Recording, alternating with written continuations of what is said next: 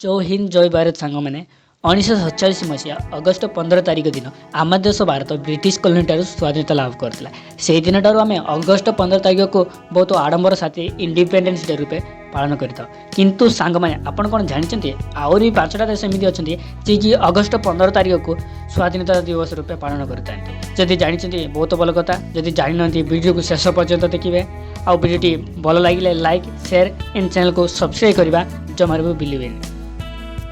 Warren 1971 मसीहा August 15 तारिख दिन ब्रिटिश कॉलोनी ठार स्वाधीनता लाभ करता किंतु से डिसेम्बर 16 और 17 तारिख को निजर इंडिपेंडेंस डे रूपे पालन करता है। North Korea and south Korea उभय देश जापानीज कॉलोनी ठार स्वाधीन पाइला परे ईच ईयर अगस्ट 15 तारिख को निजर इंडिपेंडेंस डे रूपे पालन करते। लिechtenstein अजब नाम नामित एवं वर्ल्ड 6 स्मॉलेस्ट कंट्री लिechtenstein अगस्ट 15 तारिख को निजर स्वाधीनता दिवस रूपे पालन करते हैं। Congo the democratic Republic of Congo 1960 मसीहा जून 30 तारिख दिन